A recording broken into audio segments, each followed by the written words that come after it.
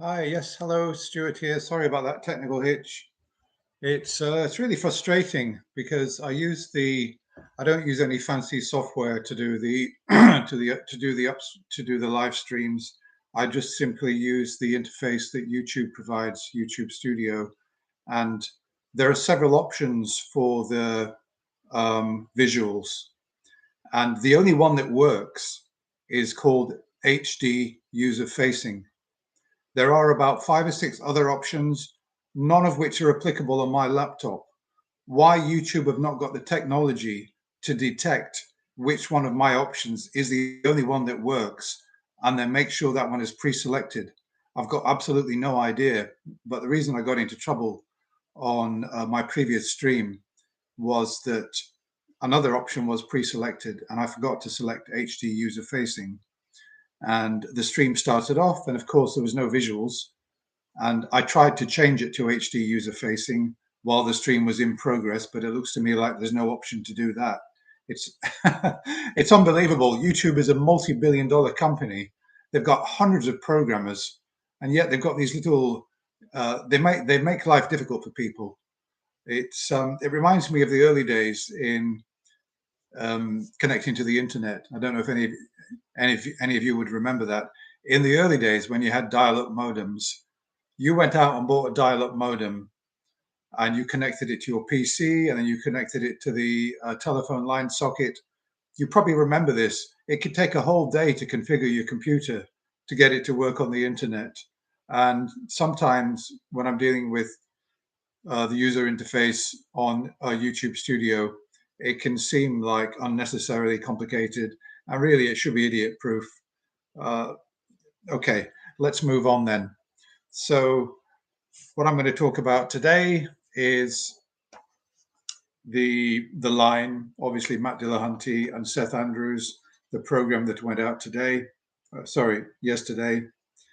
And first of all, though, I'm going to be talking about various other issues, mainly connected with, I've been going to Sunday services, and there have been some very interesting things that have occurred, which I feel like I can talk about, and which are relevant, of course, because I'm an atheist going to a Christian church. So all the issues that we normally talk about in the line, or that Matt Dillahunty talks about, or that people phone in explaining why they believe, and they believe because, I don't know, their Aunt Jane was cured of cancer and everybody said it was uncurable. We prayed for her and she got better. Well, I see actual examples of this week in, week out in the church that I go to. I see this happening all the time. This confirmation bias, this cherry picking. It's so common, and yet it's used a lot of the time to bolster faith. So let me just say that. Let me just start off then by talking about my experience at the church service on Sunday. So there were two interesting things that happened. One of them was the sermon. And what I found interesting about the sermon is that it was kind of based on the Ten Commandments. So the minister was saying that in Louisiana, so those of you who live in America will probably know about this. I didn't know about this. In Louisiana, it seems that the local legislature has mandated that the Ten Commandments are to be displayed in every single school in that state. So I was quite shocked about this because I I understood that this kind of thing used to happen, but that there was much better separation of church and state, and that it was now no longer allowed to lead Christian prayers in schools or on sports fields at schools before a football game and that kind of thing. That has more or less all come to an end. So it did surprise me, and the minister gave us this piece of information like, hallelujah. In America, they've seen sense, or at least in Louisiana, they've seen sense because the Ten Commandments are going to be displayed in every school.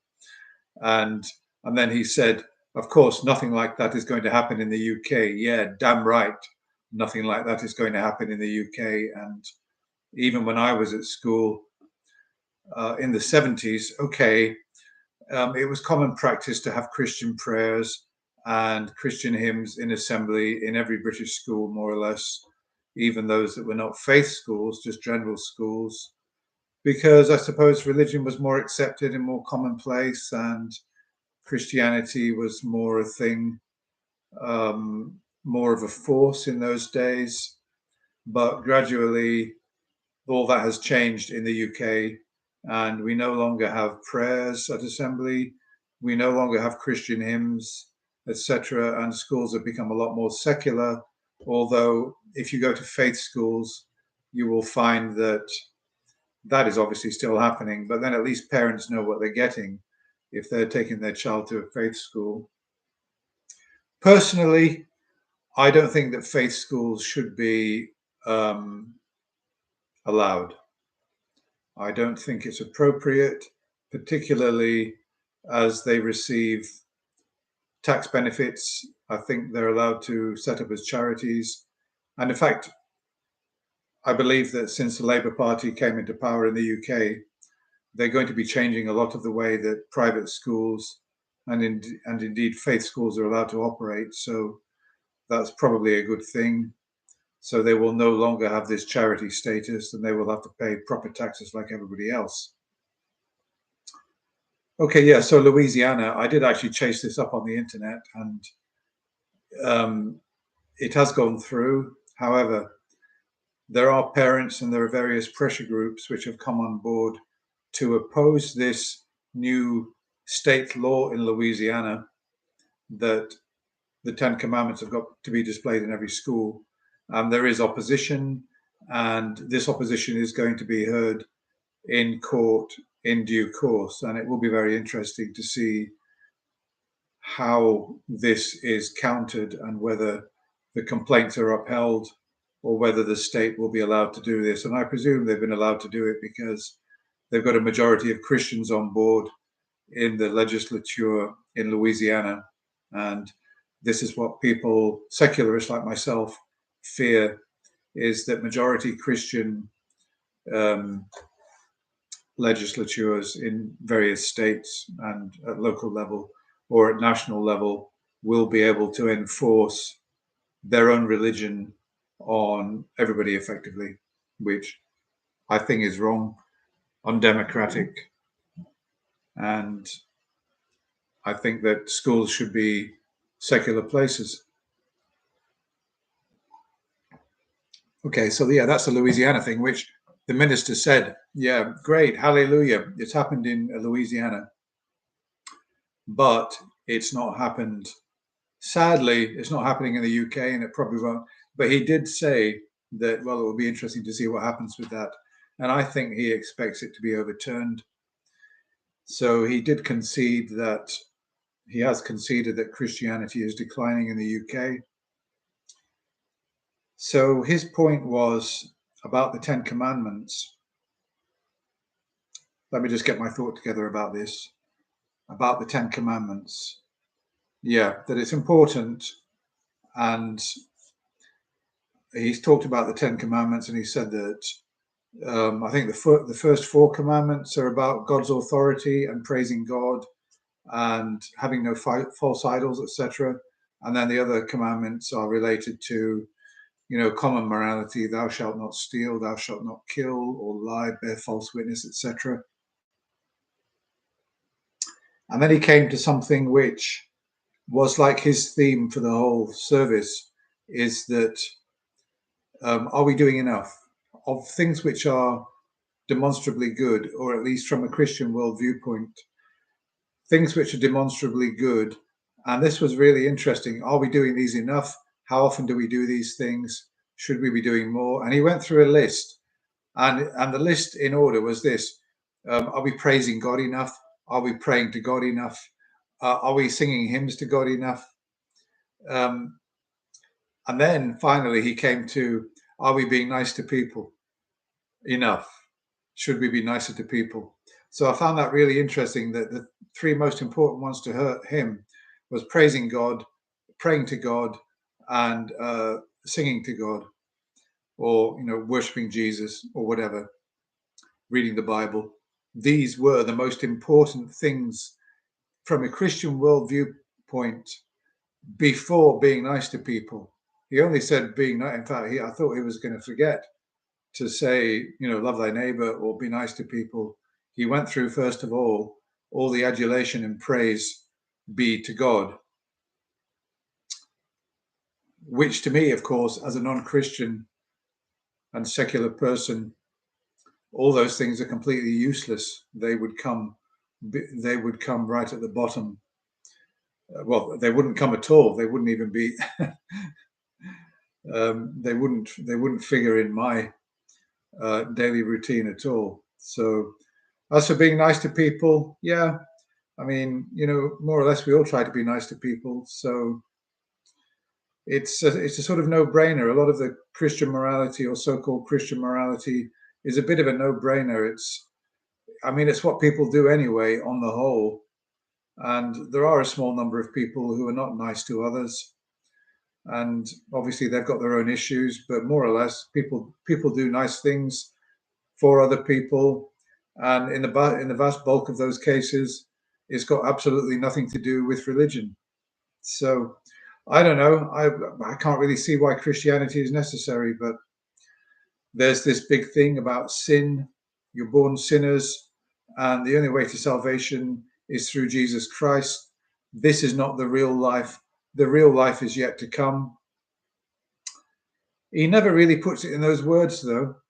And I've got a feeling that a lot of those parishioners, a lot of the congregation, a lot of the flock don't really fully understand what Christianity is about. They think it's all about, love thy neighbor and be the good Samaritan, do good to others, turn the other cheek. They get that bit, but what they don't get is maybe the salvation bit, that they're preparing for eternal bliss in heaven with Jesus. Sounds like a fairy tale to me. At some point in my life, that sounded like a fairy tale and wishful thinking, and obviously it still sounds and feels like a fairy tale. So, but some people don't believe it's a fairy tale; they believe it's real, and I suppose that's why I do this channel. That's what I found interesting. Why do people believe these things? So yeah, there was that on the service, and the other thing that was interesting was that every week they have somebody come up and read out their favorite verse from the Bible. So this week an old man came up looking very respectable, wearing a suit. He stood at the pulpit. He took out a little Bible, an old school Bible, a little Bible that he's had since this incident happened to him in 1972 that inspired his faith, which I'm going to tell you in a moment. So he pulled out this little Bible and he said, look, I bought this in 1972 when this amazing thing that happened to me, and I've still got it. And then his reading was, I think it was from the last chapter of Corinthians, the letter of Paul to the Corinthians, where, oh God, I should have written it down, but there were three things that were important to a Christian. I can't remember what they were, but the third one is love. Yeah, surprise, surprise. I think one of them might have been praising God, and then I can't remember, but the main one, the third one, was love. Okay. Now, he then went on to tell an anecdote about what happened to him in 1972.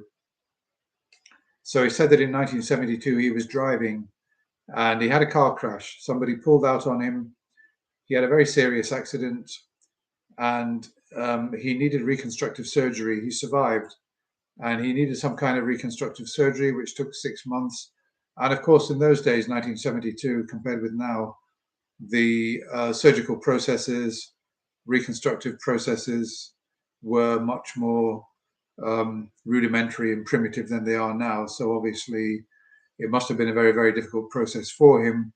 I didn't ask him, but if I could have asked him when we had a coffee afterwards, I would have said, what were you driving?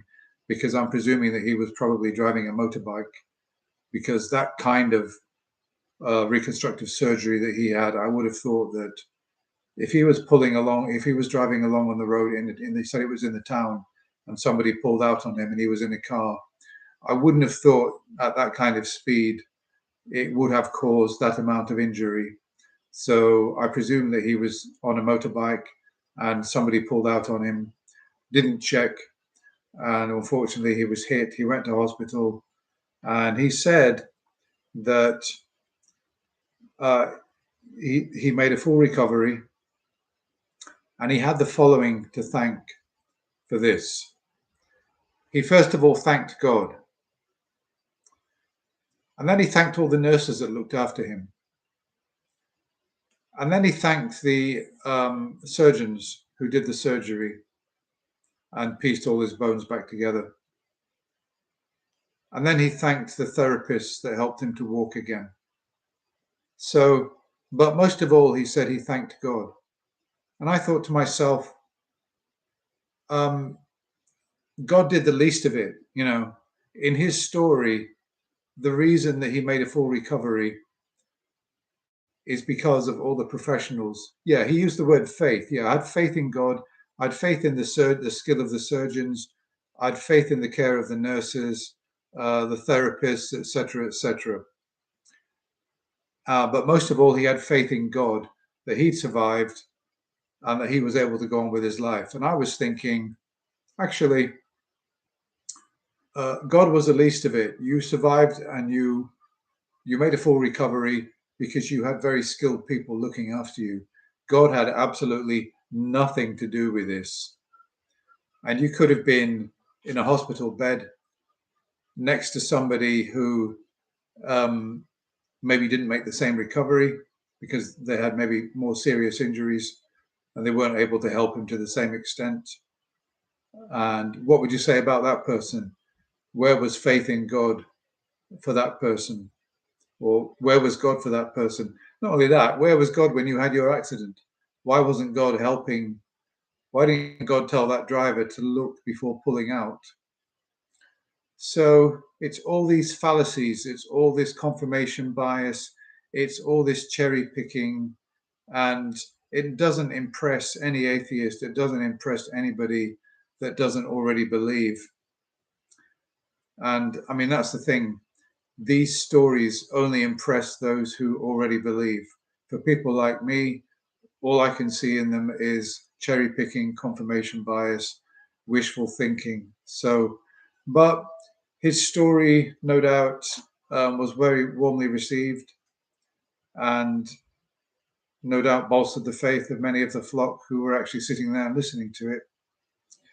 So there we are. I mean, obviously, I'm glad on a personal level for his sake that he managed to get through that.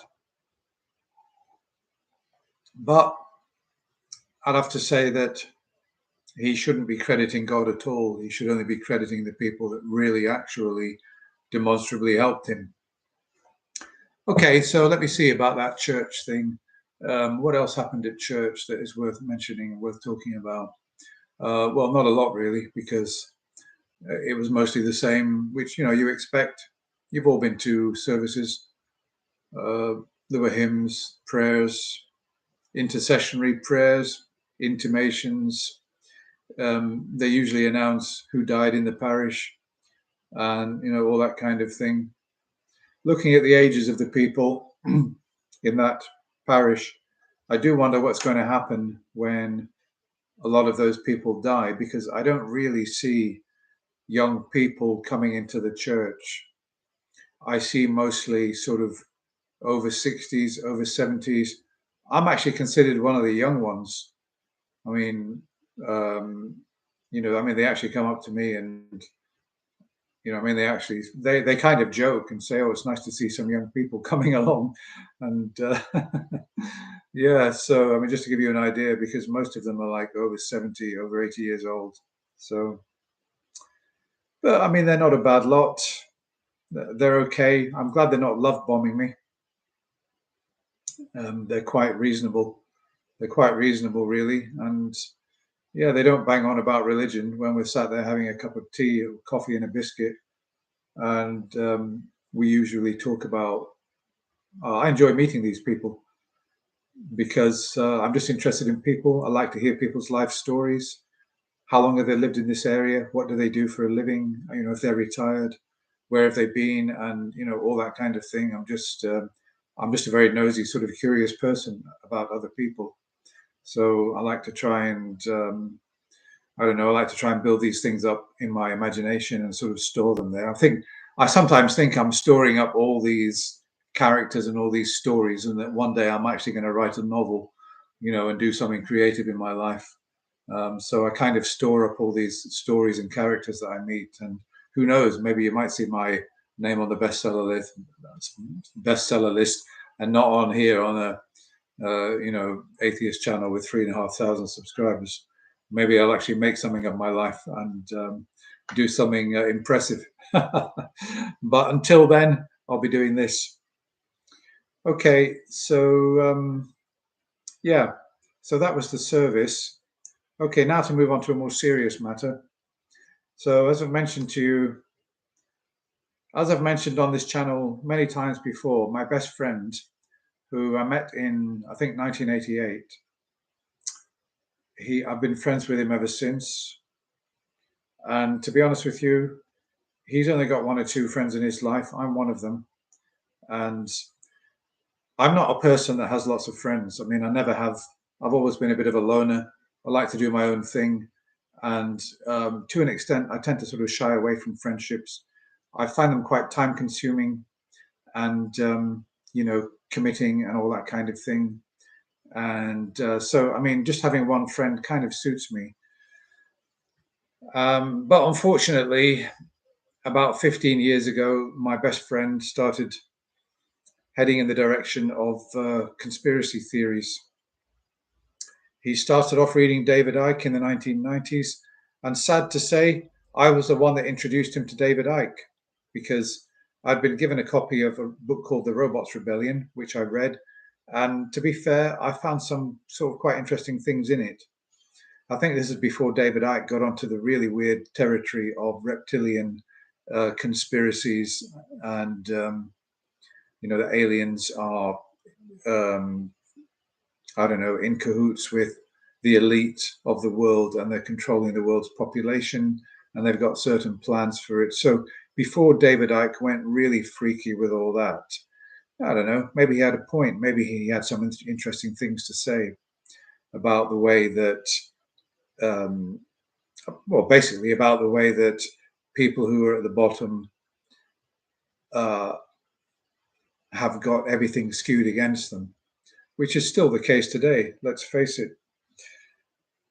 And then he went in another direction, and I lost interest in David Icke when he started making absurd allegations and claims. But my friend was really kind of, he bought the whole lot, hook, line, and sinker. But he didn't just stop at David Icke.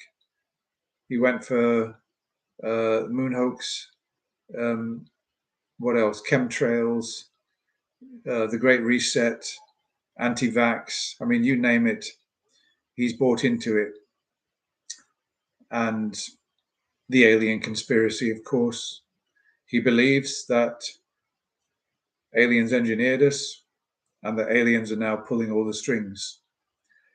He believes that the Pope, one of the previous popes, has met with these aliens, and he believes all sorts of freaky stuff like that. And when I asked him, why do you believe these things? He said to me, this is what I've been told. And I said to him, do you automatically believe everything that you're told? And he said, no, but I've seen, certain things, certain evidences. And then when I've asked him what evidence he's seen, it tends to be very anecdotal. Like, his mom worked for the British Secret Service in the 50s. She told him some things about strange powers. And, conspiracy theorists, they're all the time looking for connections and patterns. And I mean, like his brother said that, he had this strange itching in his wrist, and he went to a surgeon, and the surgeon removed something, and it looked like a little something metal, and he realized he'd been implanted. The mind of a conspiracy theorist, they will pull together all these. I mean, it's like making a pizza. They're kind of making this pizza of conspiracies, and they're picking a bit here and a bit there, and they're putting the whole thing together and trying to create.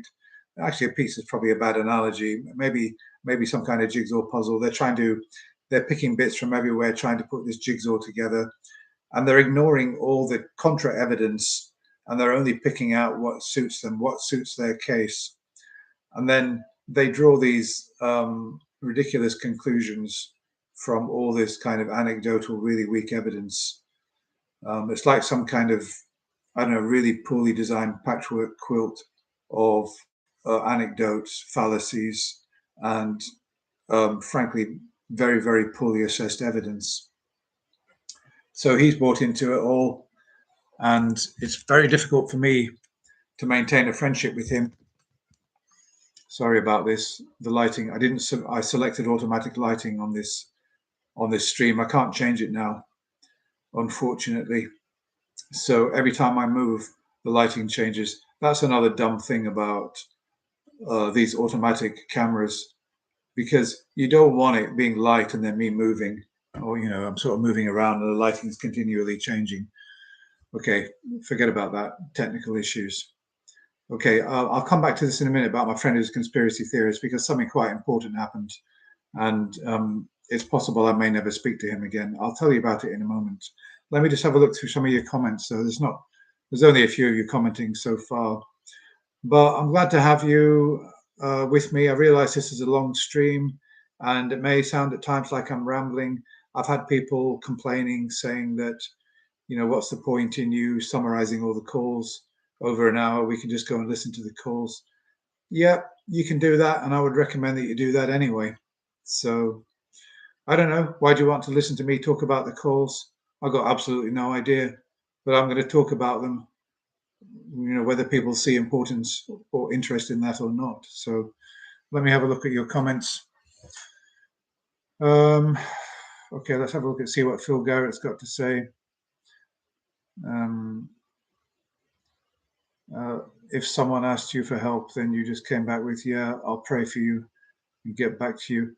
Yeah, but I've been watching a lot of videos on YouTube of the type that I've got cancer and I've only got 30 days to live, that kind of thing. And then people will leave in the comments, I'll pray for you. I'll pray to Jesus. Don't worry, Jesus, the living Jesus, knows that you're suffering and is with you every step of the way. Now, that kind of comment is either ignored, or other people will jump on the Jesus bandwagon, or occasionally somebody will say, leave them alone with your religion, keep it to yourself. Or maybe the person who posted the video will say, thank you, brother, meaning they're a Christian. So, yeah, I mean, prayer, I suppose it's the thought that counts when you say, well, I'll pray for you. Look, I mean, everybody knows it's not going to do any good. But I suppose it's a way of giving people positive energy. Okay. The rich get richer and the poor get poorer. Not sure if that has always been the case. Yeah, no, I think it has always been the case. If you go back to ancient history, yeah, I mean, all the archaeological evidence is there. I suppose that by the nature of human beings, if, as Richard Dawkins, if his hypothesis is correct and that genes are truly selfish, it will mean that one man, in order to get his genes around, will want to be right at the top and control everything else, if that is a possibility. And if that means pushing people down to the bottom in order to maximize control so that his son or daughters can take the reins when he dies, then that's what they'll do. And that's what we see happening in society. Money marries money, first of all. I mean, we see that time and time again. People try to build the greatest possible financial empire for their genes. That's what we see happening. That's why we've got people at the bottom. That's why there's no fair distribution of wealth, because it's in our nature to be selfish, keep all that lovely money to ourselves, and give the whole lot to our offspring. I mean, look, Sylvester Stallone, this is the craziest thing you know about Sylvester Stallone. I saw him talking about his first film, Rocky. He needed finance to get Rocky going, and he signed away a lot of rights to that film before, a lot of financial rights just to get it on the road. And he was talking almost with choking the tears down in an interview that he'd lost $10 million over a course of time, and that he's got to think about his family. For God's sake, the man is worth about $200 million, and he's crying because he lost $10 million on Rocky 1, and he's worried that he won't have enough money to look after his family. I mean, how much money do people need to be comfortable, eh? I mean, I lost in the 90s. Um, I lost, I don't know, in today's money, in a stroke, I lost about £10,000 in the 90s. But, you know, I just look back on that now and laugh. I think I'm not thinking, oh God, I wish I had that 10,000 so I could give it to my son. Um, you know, the more money people get, the more greed they've got to hand it on to their offspring. I've kind of noticed this in wealthy people. And in a way, I mean, if there's one good thing to come out of Christianity, it's when Jesus said, you know, if you want to be holy, if you want to be pure and holy, give up your wealth. Don't let wealth be your God. If there's one wise thing that Jesus said in the New Testament, that was it. Don't let wealth be your God. And to somebody who wanted to follow him, this man came to Jesus who wanted to follow him, and he said, what do I have to do to prove to you that I'm worthy of following you? I'm paraphrasing this. And Jesus said, give away your money.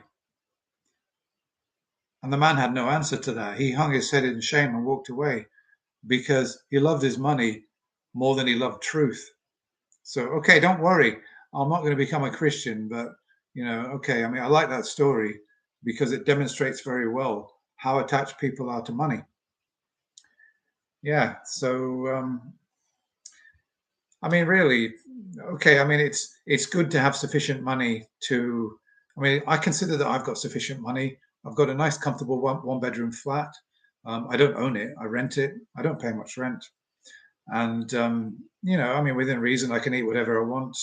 I can go out to a restaurant now and again. I've got a Volkswagen car which runs very nicely, thank you. It's very efficient on fuel, and I've got a partner who hasn't got expensive tastes. So, you know, I've got a bit of money in the bank, not much, but I'm quite happy with the amount of money that I've got. And if I had £1 million tomorrow, what would I do with it? I suspect I would give most of it away, probably, you know, to my brother and sister, so they could pay their mortgages off, I suppose. But I mean, apart from that, I would probably just, I don't know, maybe keep it in the bank. I'd probably buy a motorhome because that's something that that's something I'm actually saving up for. I want to buy a motorhome and go touring around the UK for a whole year. Yeah, I'm actually saving up for that. So, but no, I mean, I'm not. I lost my attachment to money in the 90s. I just lost my attachment to money. I had attachment to money at one time in my life, and then I just moved beyond that when I sort of started discovering other things. Mainly because I had money and I started buying expensive things, and I started realizing that I was just like buying one lollipop after another, and that, you know, all these toys, all this paraphernalia, all this consumer rubbish that is out there is really unnecessary. And I only use a computer, well, one for business, and two to do things on this channel because it's good for communications. I don't play games. I don't really watch films or any kind of entertainment or anything of that kind. And in terms of my own personal possessions, when I got divorced, most of them I got rid of. I cleared the decks. I want to live a minimalist lifestyle. And if you look behind me, there's absolutely nothing. There's hardly anything in my flat. You know, I've had one or two people visiting and saying, "Where is everything? Why aren't there pictures on the walls? You know, where are the ornaments? And uh, where's your television? You know, where's your dishwasher? Where's your washing machine? Where's your fridge?" People are asking me, where are all these things that people normally live with? And I said, I don't need any of those things. Well, okay, I've got a little fridge that size to keep milk cold. Apart from that, I just buy my food day by day. Okay, yeah, XE music, I agree. Pictures are nice. And I've got nothing against people putting pictures up on the wall. But, um, I like to see blank, bare walls. So if I want pictures, I go to an art gallery. But, each to their own. So let me just have a look. Let's see what Matt is interesting in his debates. Rail track. I'm not sure what you mean by rail track. Rail track is the company that I think is responsible for the UK rail network. It's either that or Network Rail. I'm not sure. Okay. Sorry, I'm just going to quickly read through your comments. Thank you. How do you pronounce that? Garuga. These review streams are great. Nice analysis of the calls. Yeah, I haven't started yet, have I? I haven't started analyzing the calls. I will do soon after I've told the story about my conspiracy theorist friend. Yeah, I digressed and I started talking about other things, mainly just to conclude on that. I'm not happy with the way that the world is. I'm not happy with consumerism. I'm not happy with waste and all these things.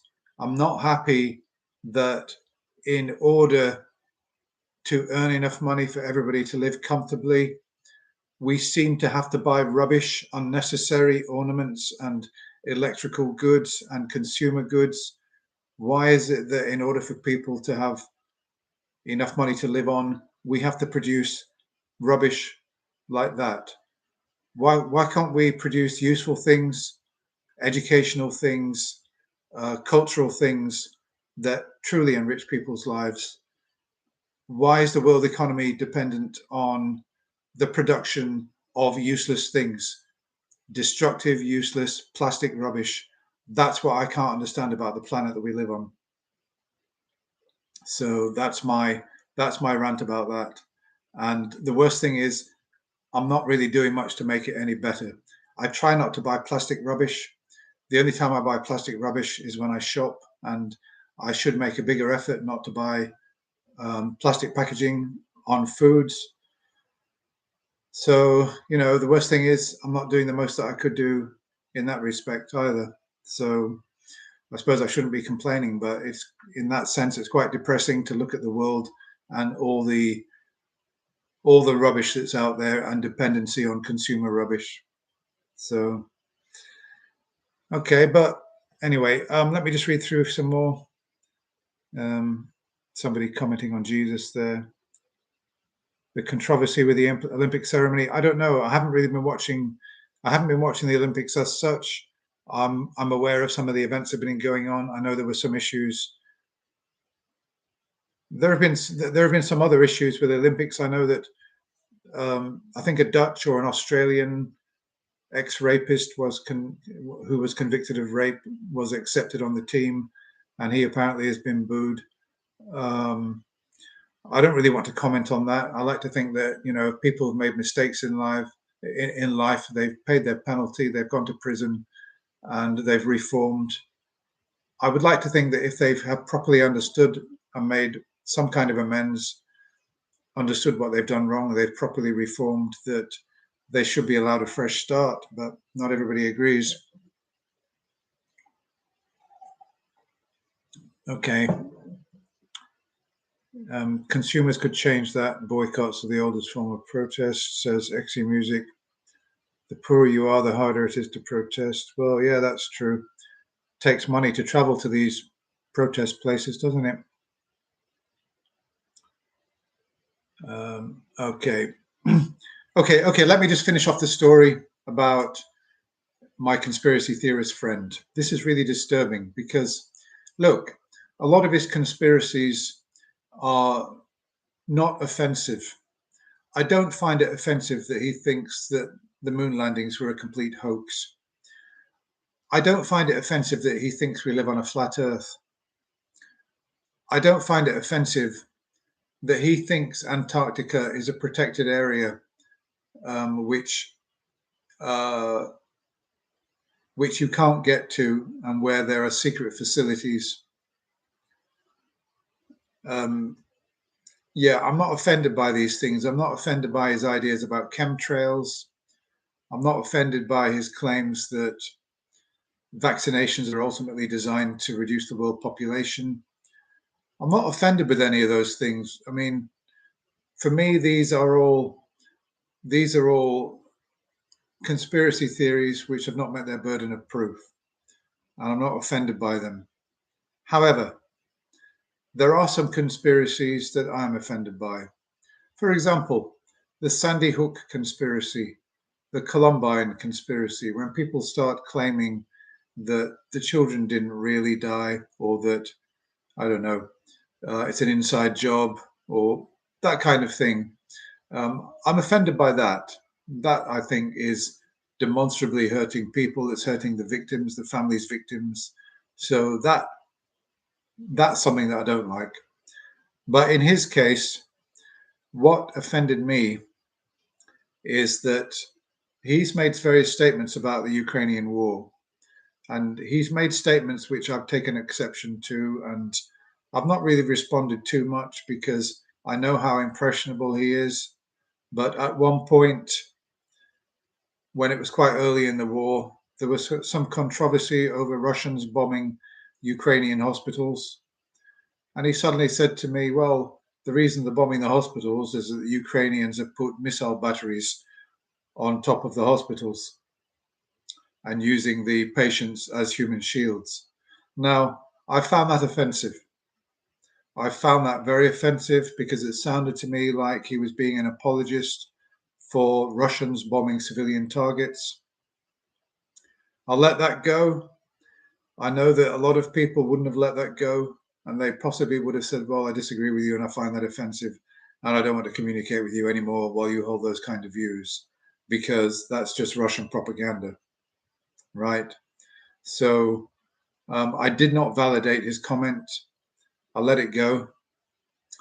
And later on, he said to me that he was against women who were coming to the West, the refugees from Ukraine, that women were leaving in their droves, in their thousands or millions, and that they were leaving their men behind to die.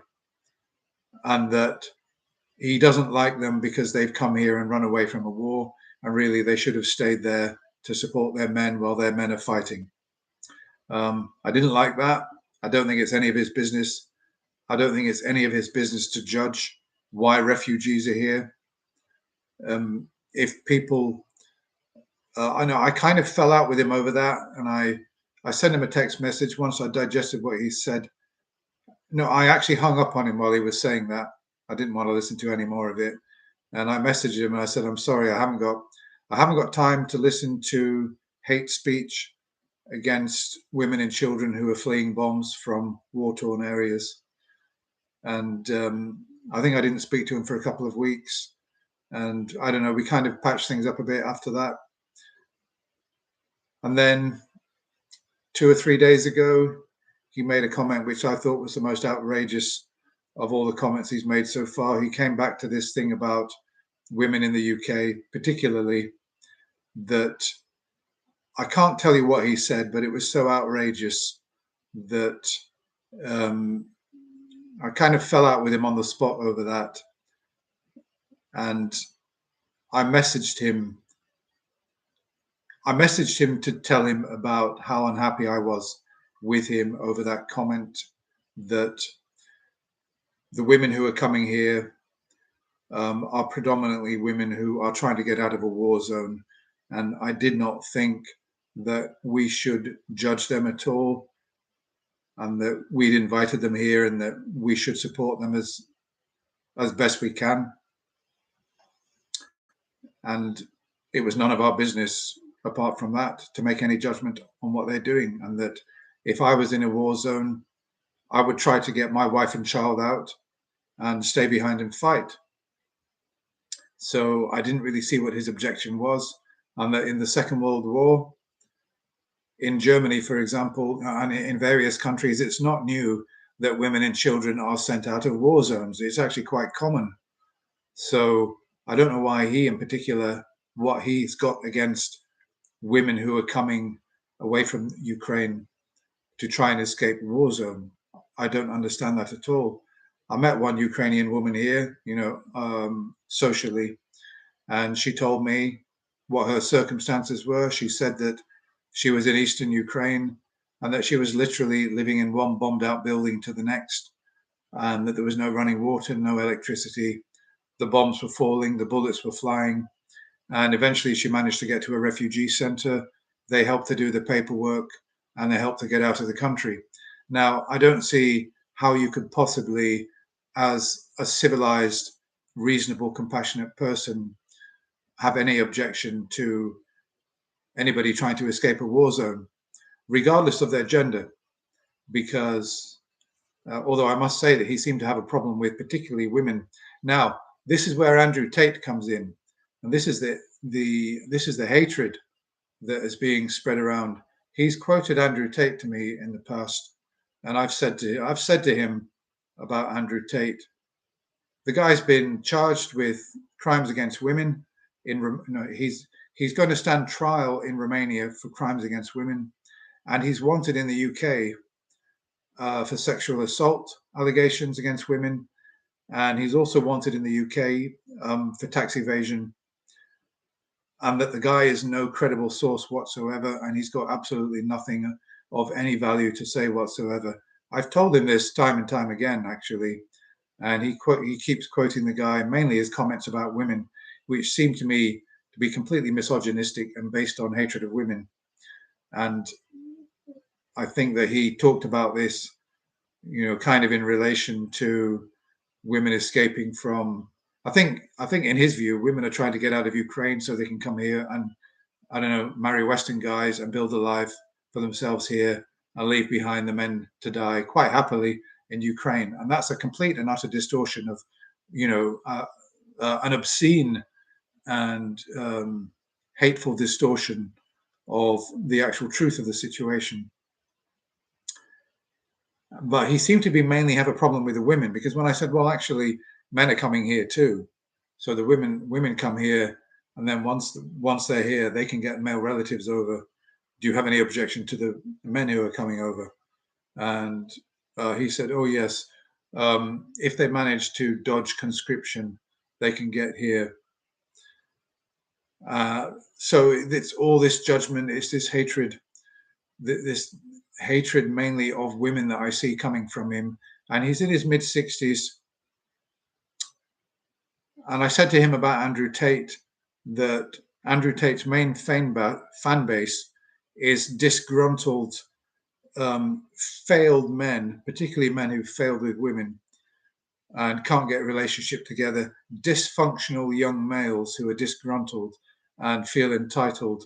And Andrew Tate is their mascot, is their role model, is their influencer.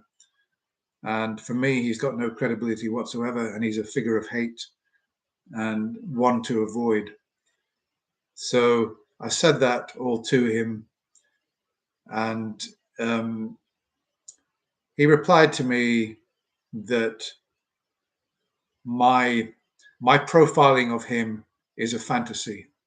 No, my profiling of my friend is not a fantasy.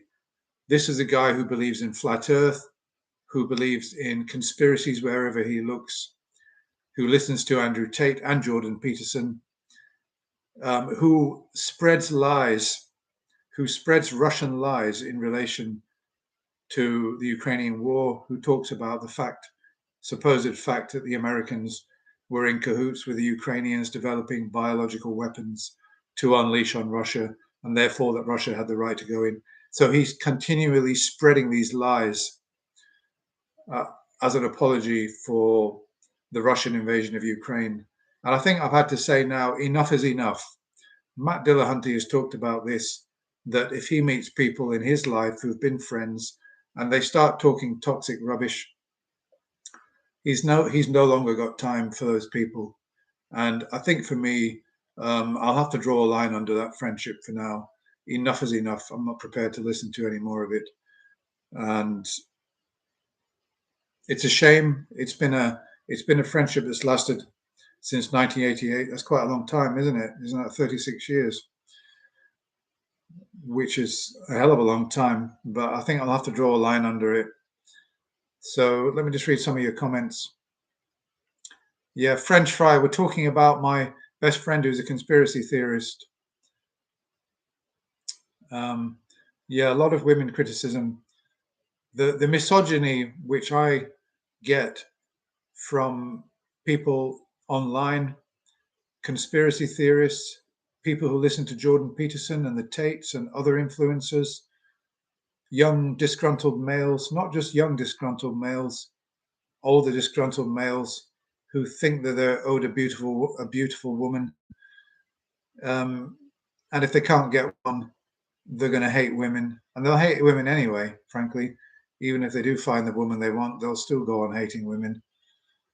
So that's a problem with the internet. Some good, some bad, some really absolutely awful. Okay, let me just see what else you're saying.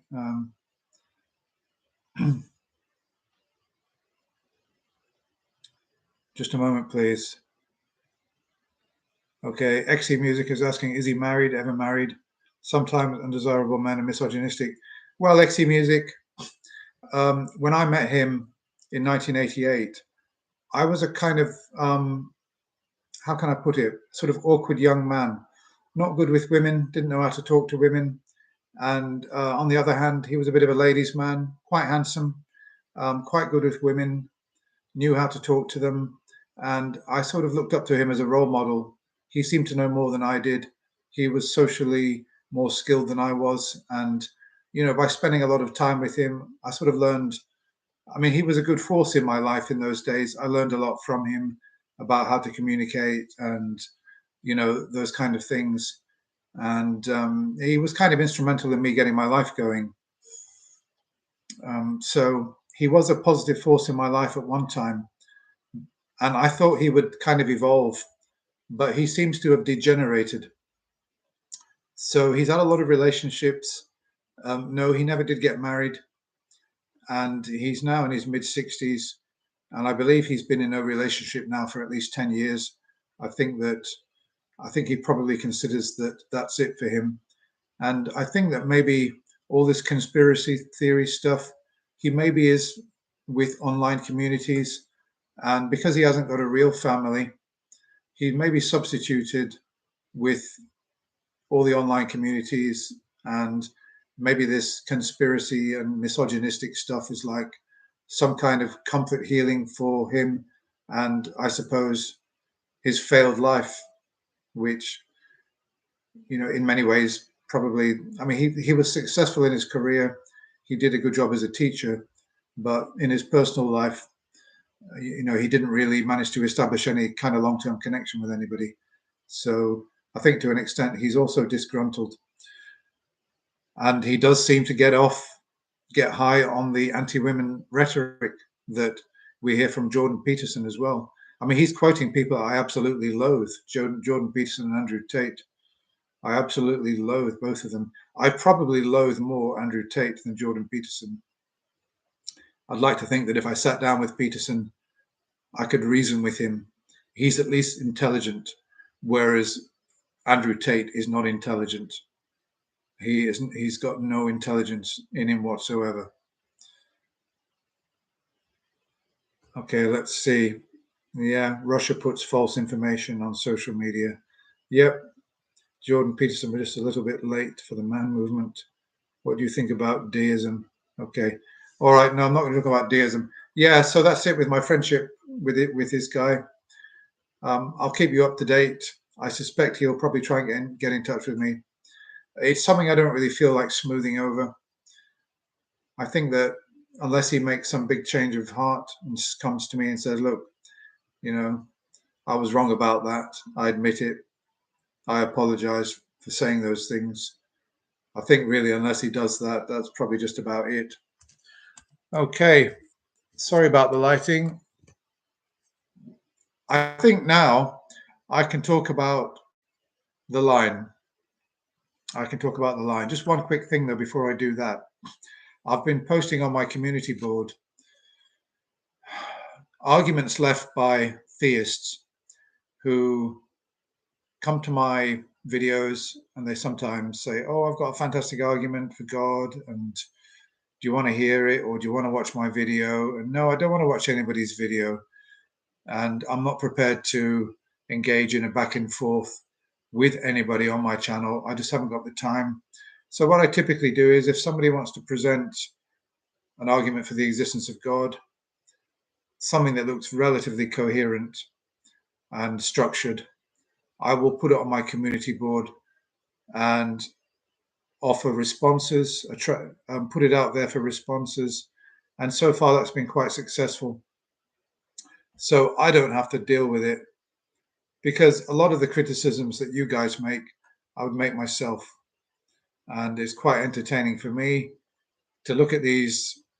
I mean, there's one guy who said quite arrogantly, "I've got an IQ of 165. I've read the Bible in different languages.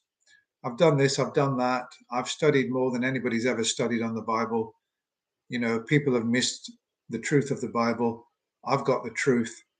And the Bible's not been correctly interpreted.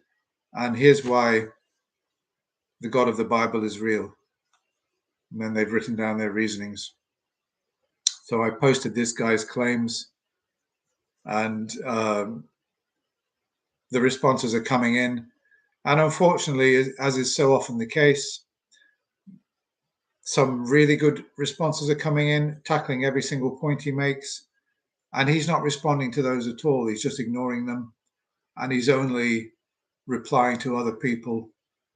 And, you know, he's either insulting other people who are leaving comments, but he's not engaging with the critique on his positions. So, I mean, what's the point in me putting up on the community board if he's not going to engage properly?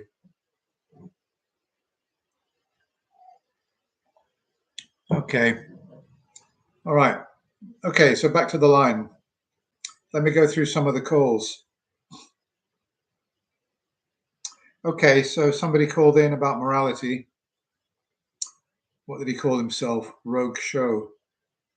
Morality. Yeah, I mean, he made the same point that a lot of theists make, and really, which I suppose Dostoevsky also made, that if there's no God, then everything is permissible. Well, yeah, but not quite. I mean, I would say that everything is permissible, that you can go out and do whatever you want, but the only problem is we've got laws. So, yeah, I mean, I could take a machete out, and if I decide that in my morality it's moral to hack people's heads off, sure, I can go out and do that, and I've got my own subjective basis for that. For example, too many people in the world, I'll go and hack a few heads off and make the world a better place. Yep, I can do that. Problem is, I'll be arrested and I'll probably have to serve lifetime in prison. So it's not quite that everything is permissible, because we have laws. So everything is permissible, which is not against the law. And of course, then there are some things which are not against the law, but which you could say are immoral. Yeah. So, okay. So Rogue Shaw said, you know, what if there's disagreement between people about what morality is, and what if I decide that it's moral for me to go out and kill people? And I think Matt's response to that, which is a good one, that there being a God or appealing to a God does not solve that problem about morality, because if you're appealing to a God for your morality and saying that that's the foundation of your morality, all you're doing is say, well, that's moral because God said it is. You're not says it is. You're not providing any reasoning or any rationale behind it, except that God says that that's moral, so it's moral. And the problem with that is that, of course, as we know from reading the Old Testament and other scriptures from other religions, that the God of the Bible, at least, has instructed people to do things which most of us would consider to be immoral. So if God says, go out and slaughter another race, or go out and kill those who do not flee from that city, and take the women who have lain with a man for yourselves, and the remainder take them as slaves, that is now a moral thing, because God said it's a moral thing. So it's not a good way to, it's not a good foundation for morality to say, well, we're going to accept this as moral just because God said it's moral, because it doesn't work. God more or less sanctions slavery, but we realize that slavery is immoral. So yeah, we can't go by what God says or what God claims to say, because our evolving society all the time is, I don't know, how can we say? I suppose that at least in Western civilization, we are, well, I would say from my own subjective point of view, improving the moral framework. Certainly in the laws that we've no longer got slavery. We've no longer got children going down coal mines and working, or working in factories. And we've got access to abortion for women who need it. And, so really, without appealing to religion, we've been able to improve the moral framework within which we live. Is there an ultimate grounding for that? Well, not really. No, there isn't. And I've got no ultimate grounding for my own morality. Do we need an ultimate grounding for morality? Well, if somebody could find one that was demonstrated to be, truly beneficial and truly a positive grounding, one that could always lead to demonstrably good outcomes, then I would say, yeah, that would be a good thing, or one that was sufficiently flexible to take into account, like situational morality. If a grounding could be found for that, then I would say it's a good thing. But from what I've seen, religion doesn't really seem to be it, because I think that situational ethics and morality is the way to go. Because as we've seen, thou shalt not kill. It may be moral to kill in certain situations. So yeah, we need a flexible moral framework, and religion is not flexible, so it's not suitable. And as Matt said, how do we know what God thinks anyway? There are just these claims in various books. So okay, well, that didn't really, I think that he hung up actually. That didn't really go too far, that call. Okay, let me see, what else did we have? Somebody called Fanky. Okay, called in about Pine Creek. Oh, I've not written down any notes here. I've just written down that Fanky called in and was going to say something about Pine Creek.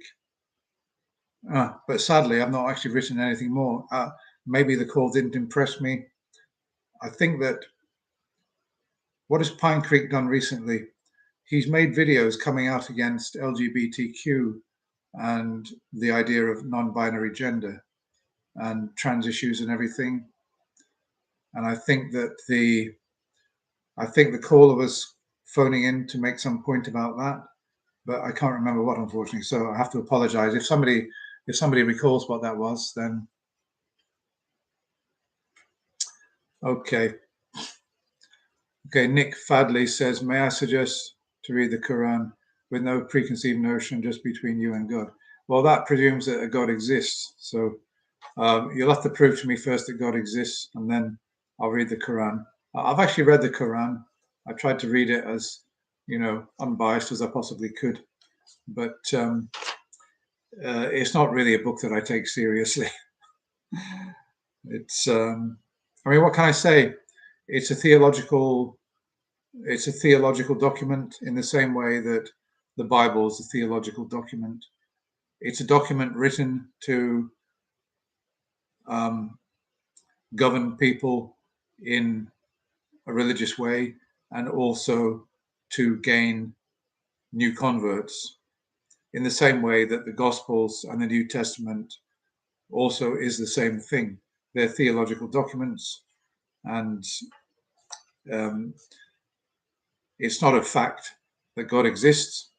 It's just a matter of faith. And these are documents which are there to inspire faith. What can I say?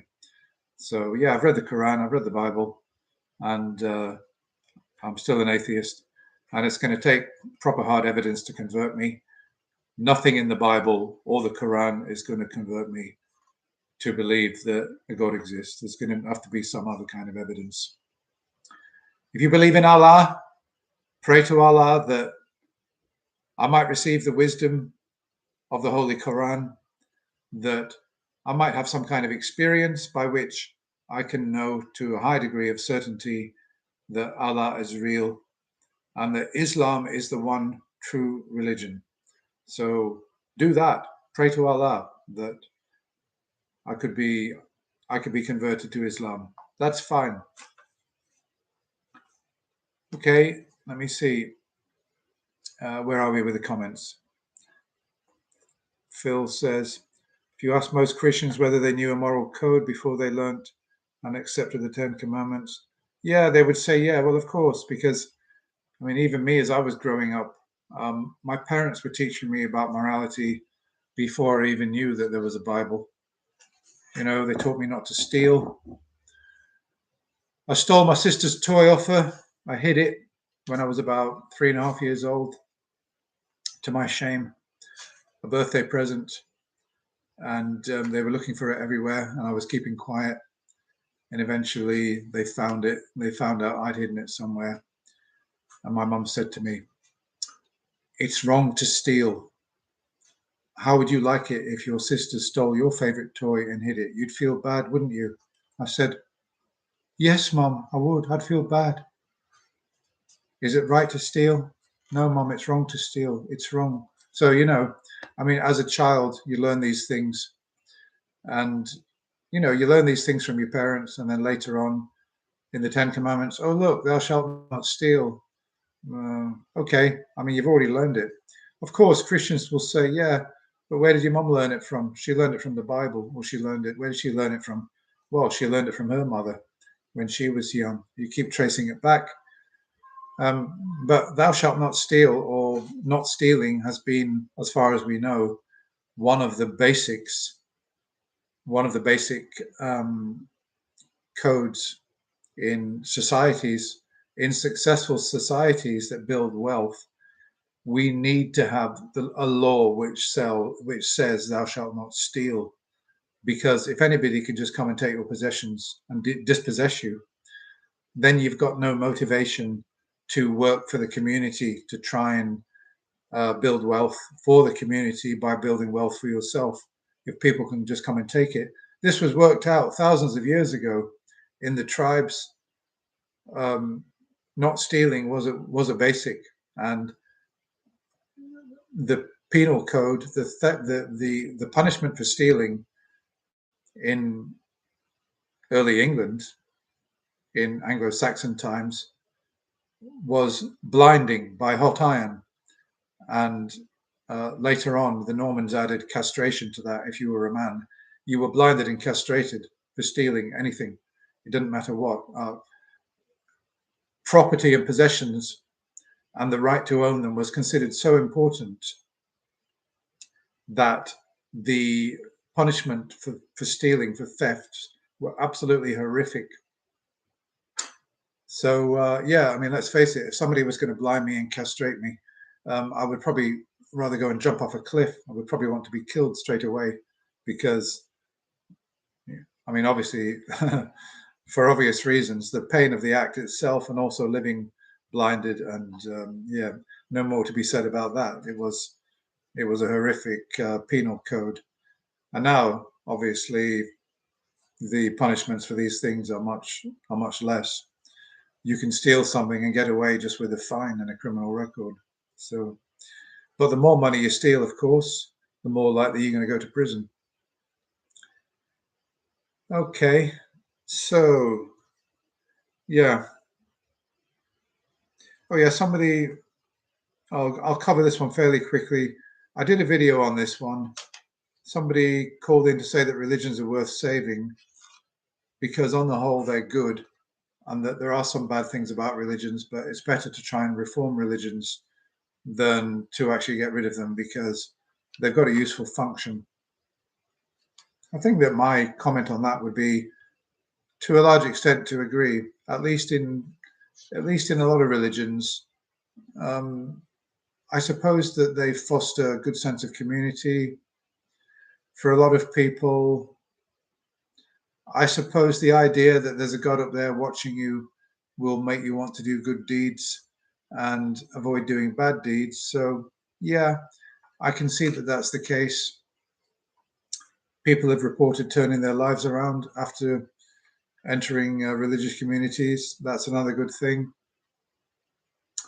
And of course, I suppose you could say, because Matt always says this thing that what benefit can you get from a religion that couldn't be provided by purely secular means? And a lot of people are stumped by that one, which surprises me because, for example, there's a couple of things which could be a benefit that you couldn't get from secular means. I mean, I would actually argue that the kind of community that you could potentially find yourselves in could possibly be more beneficial than other types of communities. Maybe. I mean, you hear about people who married somebody that was in the church and they stayed married their whole life, and I don't know, they had the support of the community around them. Maybe in religious communities, you're going to get that benefit more so than in other types of communities like a photography club or an athletics club or something like that. So there's that benefit of community. And then the other one, the bigger one for me, would be if you could somehow believe in Christian claims that there's not only a life after death, but life after death sitting next to Jesus for all eternity, then that could help you to get through a very difficult time if you had a terminal illness, or for somebody who was going to lose somebody, bereavement, all that kind of thing. If you truly believed it, then it could soften the blow of losing somebody that's dying, or it could make it easier to die yourself. And these are things which you're not going to get from a secular community, are they? These are things which are specifically tied to religions. So there are some more uses to come out of religion. There's also the idea that, like the Dumbo's lucky feather syndrome, that if you believe that by praying to a God, somehow God is going to skew reality to your benefit, that might actually help you in life, like Dumbo's lucky feather helped Dumbo to fly. So that could be useful if you could actually believe these things. So that, there are, but I still wouldn't make a case for preserving the religions. That's the only thing, because we could do without some of these things. We need people to face squarely death and the finality of it and accept it. And in the run up to a death or the death of a loved one, assume that this is the end. Say the words that need to be said. Settle all accounts before you die, or if somebody's dying, they're dying, and you need to say something to them. Don't wait for the afterlife to say it. Say it now. Assume that there's going to be no life after death. So in that sense, it's a bad thing that people are believing in life after death, because they might think, well, I never said sorry for this. I never really told my father that I loved him, or, I didn't do the right thing by my brother, but oh well, I'll see them in heaven and I'll take care of it when I'm there. Yeah, in that sense, belief in life after death is a bad thing. So I don't really think there's, I'm for religions gradually disappearing. I'm for weaning off religions. I wouldn't, if I had the power somehow to end religions, I wouldn't do it. I would like to see society weaned off religion. And I think society is being weaned off religion anyway, because at least in Britain, fewer and fewer people believe, fewer people are going to church. So it's dying a natural death anyway. I don't think that but unfortunately, well, at least Christianity is dying a natural death. I believe that Islam is flourishing, and that's the big worry. As for Islam, I don't know what the answer is for that, because it seems to be flourishing, particularly in certain parts of the world. Islam has an unassailable position. I don't have any optimism for those countries like Iran, Afghanistan, the Islamic States, Saudi Arabia. I've got no optimism whatsoever for any of those states to get out of the situation they're in.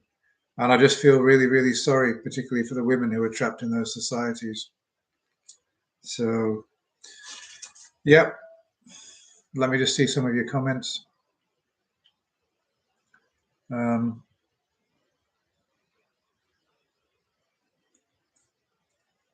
Just a moment, please. I'm just reading the comments. Okay, I'm not prepared to discuss the so-called scientific wonders and scientific accuracy of the Quran. I've been to various websites that analyze all the so-called claims of scientific accuracy in the Quran, and it's one big load of rubbish. It's just lies, and a lot of it is, well, okay. There are so many errors in the Quran. I don't want to get into that, because I always get Muslims coming on saying, "Oh, the Quran's right about this, it's right about that." They couldn't have known. Only by the grace of Allah could they have understood that the universe is expanding, etc., etc., and all this nonsense. No, it's not enough to convince me that there is a God, I'm afraid. I mean, look, if I was writing 1400 years ago and I was arguing that there was a God and that God's glory is growing, of course the universe would be expanding, you bloody idiots. It's not remarkable at all. I mean, look, God's glory is it's either static, shrinking, or it's expanding. Well, it's not going to be shrinking if you're a theist, is it? You're not going to want to say God's glory is shrinking. It's not going to be the same. It's not going to be static, because when you think about God's glory, it's expanding all the time. And it follows that if God's glory is expanding and God created the universe, then the universe must be expanding as well. Don't be a fool. It really irritates me when Muslims claim that. I mean, Christians also claim, oh, the Bible, the Bible said in the beginning, and now we know that the universe began. Hallelujah. The living Jesus is walking beside you, because the Bible got it right that the universe has a beginning. Well, I think you'll find that most of the creation myths that we know about have actually got a beginning. So what? I don't know, the Egyptians with Isis and Osiris, and all the other creation myths, the Chinese, are they all true as well? Are those religions all true? Don't be stupid. Give me some proper evidence, not not vague prophecies and so-called scientific truths from holy books. Okay, yeah. So yeah, right. Let me move on. Yeah, so Brian called in.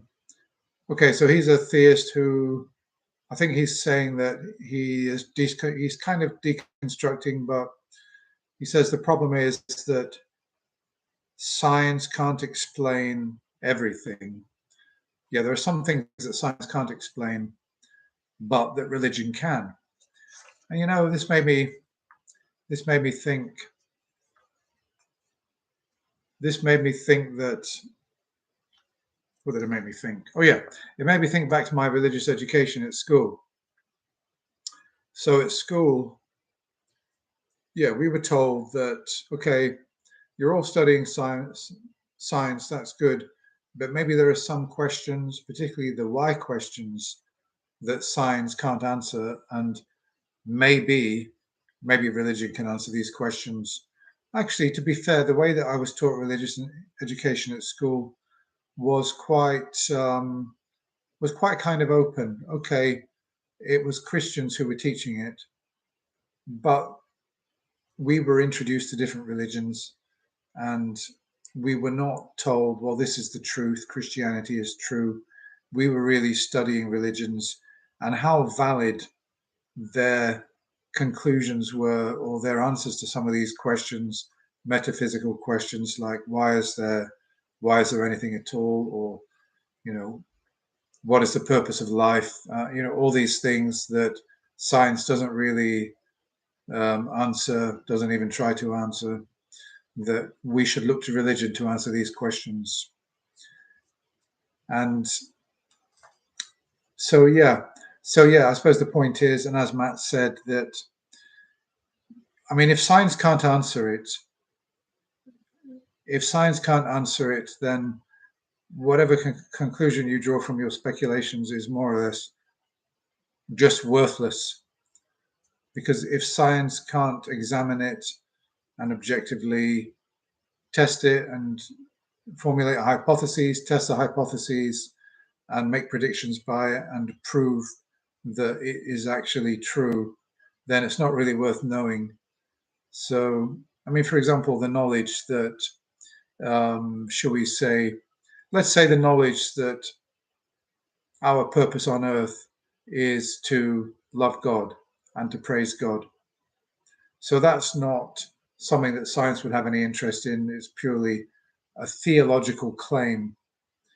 And as Matt would say, and I would say as well, that is a claim that is not worth having any faith in, or having any, or claiming that that is true. It's not worth it because we can't test for it. How do you test that claim? How do you support it with evidence? It's just a speculation, and it's more or less worthless unless you want to convince yourself that it's true, so that you can use it as a Dumbo's lucky feather. Like, oh, I've got purpose in my life because there's a God. My purpose is to praise God and to do God's good work, do holy deeds. And my purpose in life is to get through life and then to join Jesus in paradise. This is the kind of knowledge that, in my opinion, it's not worth having because none of it's demonstrable. It's like a fairy story. And it's the same with the Quran, all the claims that are made in the Quran. Yeah, okay. So, yeah, Nick Fadley, everybody that comes to me with their holy book, the Bhagavad Gita, the Bible, the New Testament, the Torah, the Quran, all their books, I mean, I say, I've read the Quran, I've read the Bible, I've read, I've read parts of the Bhagavad Gita and other holy texts. And whenever I say to somebody about any of those texts, they say, oh, if you'd read it, you wouldn't be saying that. Well, what they mean is that, because you haven't accepted my conclusions about it, my conclusions, which are based on a breakdown in my own reasoning abilities, based on a pile of fallacies, because you don't agree with me, that means you're lying. You haven't read it at all. And we've seen Christians disagreeing with each other. We've seen one Christian saying to another, no, that's the wrong interpretation. You haven't read it properly. You're lying. Because if you'd read it properly, and if you'd read it at all, you wouldn't be saying that. We always hear this. We always hear this nonsense. So no, I've read it, and I'm not convinced. It's not evidence for any of its claims. If you want to prove that any of the claims in the Quran are true, you'll have to find evidence outside of the Quran, and for you Christians, outside of the Bible. Okay, let me see. Yeah, so that's it really. Anything that can't be, if it's not knowledge which has been produced from science, I'd almost go as far to say that it's not worth knowing. Yeah, I kind of agree with that. Maybe somebody could find something which contradicts that. I mean, obviously, we've got scientific knowledge, and we've got knowledge about people and places. We've got historical knowledge, and but we've got methodologies for knowing these things, which are based on the scientific method by analyzing data or having hypotheses and testing them by looking at the data. So all the knowledge that we've got in the world that is of any value, more or less, has come from science. And the rest of it is just fit for the rubbish bin. I'm sorry, that's the way I see it. So yeah, all your religious claims, for me, they're just fit for the rubbish bin. Yeah, okay. The Bible has many contradictions, and well, this is what I mean. Look, I really enjoyed the debate when we had a Christian bishop, I think, or scholar debating a Muslim scholar, and they were tearing each other apart. I really enjoyed that. If you want to talk about biblical contradictions, go and debate a Christian. I'm not standing up for the Bible. The Quran's got problems with it. It's got mistakes all over the place. And the Bible also has got mistakes and contradictions in it. But the main thing about the Quran, I don't believe, are the claims that there's a God, Allah. That's the main central claim, that there is a monotheistic, that there is an actual God. That's the main problem I've got with the Quran.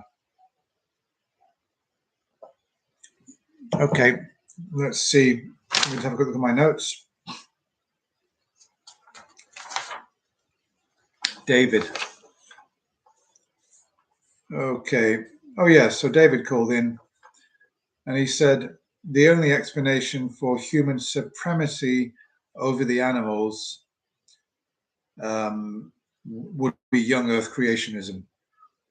So for him, the fact that human beings are supreme over all the animals and are the most advanced of all the animals is proof that there is a creator God, and he created us that way as special creations to worship God. And he also created us superior to all the other animals and gave us dominion over all the animals. This is proof that young earth creation is true and that evolution is false. Because one would wonder why we, out of all the species, are supreme over all the animals, and that no other animal is smarter than we are. Of course, Matt said, well, how do you know that there isn't going to be another animal that becomes smarter than we are? It may well be the case. I mean, maybe dolphins in millions of years to come will evolve more intelligent than we are somehow. Who knows? And I just want to digress for a moment because I noticed something in the news today, so worth making a video over, that scientists have discovered that life may have started up on Earth much earlier than at first thought. I don't know if any of you guys have seen this in the news, but it had previously been thought that life started on Earth about 580 million years ago, right? And the thinking now, based on some discoveries that have been made, is that over 1 billion years before that, there may have been some kind of basic slime mold which lived on Earth way before, and that which died out. So life got going through abiogenesis well over 1 billion years ago. By this new, I mean, actually, some scientists don't agree. This is something which is being, it's controversial at the moment, but let's supposing it's true, that some kind of slime mold got going over 1 billion years ago and then died out. Now, if that could be proven, if that actually could be proven, it would really contradict claims that there is a creator God, because why would a creator God first create slime mold, have slime mold, ruler of the earth, for hundreds of millions of years, or however many million years, for it really to not evolve that far at all? Because I suppose it's possible that if there's a type of slime that becomes the most efficient and successful life form on the planet, and the random mutations don't really get it going any further, it is just so successful at reproducing, I suppose it's possible that life just really wouldn't go anywhere. It could be in the same way that human beings, it might well be that human beings are going to be the most advanced, at least in intelligence terms. We're going to be the most intelligent beings ever seen on this planet. And it might have been the case that if this slime mold got going, say 1,500 million years ago, for 200 million years, and didn't really progress much beyond that, that if it hadn't died out, it may well be that I wouldn't be here now. None of us would ever have existed, because the biochemical things that needed to happen in order to arrive at us might not have happened. And this planet might just be one big ball of gunge, slime mold. And it's quite possible, by the way, that on other planets, people are saying, oh yeah, there's aliens. It's really groovy, man. You know, these greys that they paint pictures of greys, and people imagine what aliens look like. And the truth is, there might be hundreds or thousands of planets out there with nothing but slime mold on them. And that might well be all the extraterrestrials that there ever is. So, yeah, but it doesn't make any sense that there would be a God and that he would create this slime mold, have it rule Earth for 200 million years, and then have life die out, and then get going again 600 million years ago, and then have dinosaurs rule the planet for 300 million years, and then have them killed off. Say, all right, I think it's about time for human beings to come into existence. Be my guest, Christians, if you want to believe in all that. Oh dear. Okay.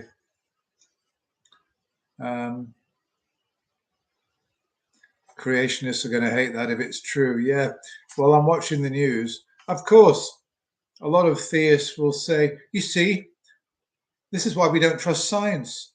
It's changing all the time. It's not reliable. This is why religion's the way to go, because it gives you truths and it sticks to them.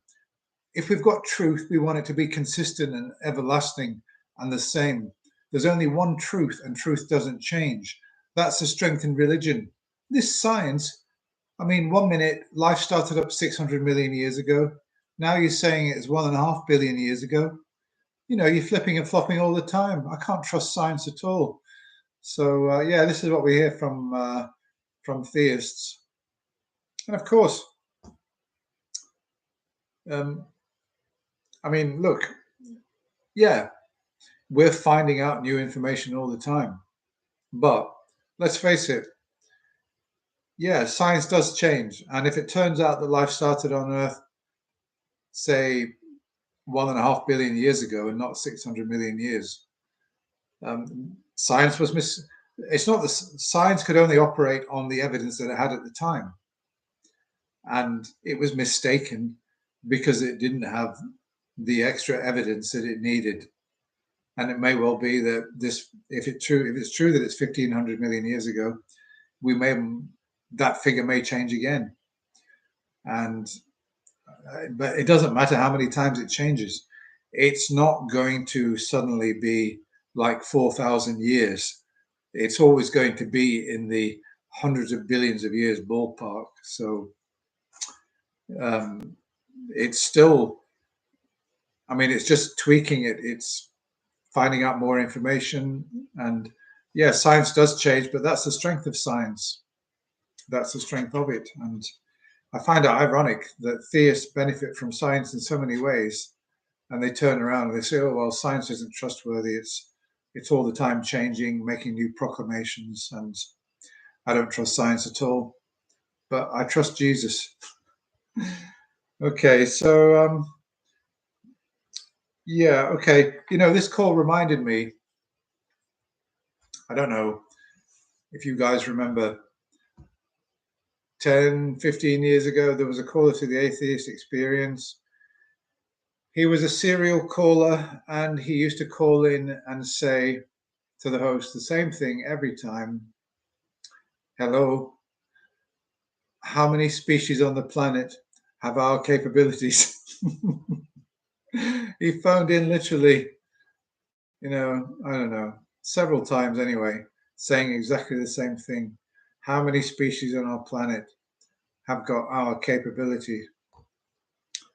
Well, I'll tell you something.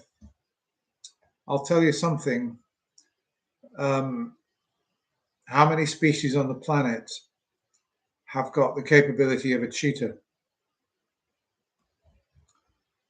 that can run 60 miles an hour and doesn't need to live in houses, doesn't need to put on clothes, doesn't really need to do much work to earn its living, just has to run at 60 miles an hour now and again and bring down, I don't know, some animal, a gazelle or whatever. And, that's its meal, which it can eat, and probably doesn't need to eat anything for 3 or 4 days. I'm not sure about that, but I mean, to me, that is that's quite an advanced life form that can sustain itself, just by its speed and the efficient way that it can tear apart an animal and eat it and store all the food in its body so that it can go some time without having to eat again. To me, that is a very advanced life form, and it can do things that we can't do. I mean, look at us, look at human beings. When you're born, you're completely helpless, aren't you? For like 2 or 3 years, you can do virtually nothing at all. And of course, we know why that is, because in order for a human being to be born in a more complete state, in the same way that a calf is born. When a calf is born, it can stand up, it can eat, it can do its own thing. For a human being to be born in that kind of condition, the skull will just have to be too large to get through the uterus of a woman. Yeah, I mean, that's the reason. Yeah, I mean, that's another thing about the Creator God. Why would God do that? Why would God have us born so that we're completely helpless, we're vulnerable like that for the first, say, 2 or 3 years of our lives? I mean, we can't even stand up until like at least a year old, and we're so young and weak for several years that we could easily be killed. We're actually a very fragile species, and up until recent times, 50% of all children born died. So, okay, we've used our intelligence to become more resilient, but there are species on the planet which in many ways are more advanced than we are. And the one way that we're advanced, of course, more advanced than them, is by virtue of our intelligence, that we're able to adapt to environments by buildings, clothing, heating, and by technology. So, yeah, okay, so that's our capability, but you're looking at it from a very anthrocentric point of view, aren't you? That you're looking at it from our point of view, because there are cockroaches out there who, if they could ask the question about human beings, why do humans toil? Why are they so vulnerable? Why do they catch so many illnesses? In a nuclear explosion, they would die. We'll survive a nuclear explosion. We won't become extinct through nuclear warfare, but they will. And so we're looking at it from a human being centered point of view. when we're saying that we're the superior species on Earth. I suppose from the point of view that we have the capability to destroy the planet makes us kind of special, but not in many other ways. Okay, so we appreciate art and things like that. But that's something again that is valuable to us. There may be things that animals appreciate that we're not aware of, which are quite sophisticated. So this whole argument that our supremacy and our capabilities prove that there's a God, it just is not a good argument. So yeah. As Matt said, what if another animal becomes superior, in intelligence? What if in say 200 million years there's another animal that becomes more? Let's think of maybe, I don't know, one of the great apes, the silverbacks gorilla. I don't know. Let's say that species eventually becomes more intelligent than us, and as is in Planet of the Apes, we've seen the film Planet of the Apes, that human beings are being ruled by gorillas, chimpanzees, orangutans, and that humans are the inferior ones and that they're all the superior ones. What happens then to the young Earth creation argument? Does that mean that the silverback is the prime creation of God? That Jesus is the salvation for the silverback, but not for human beings? Yeah, so doesn't really make much sense, does it, that argument? So let me just have a look at your comments. So I'll be going for about another 10 minutes and then calling it a day.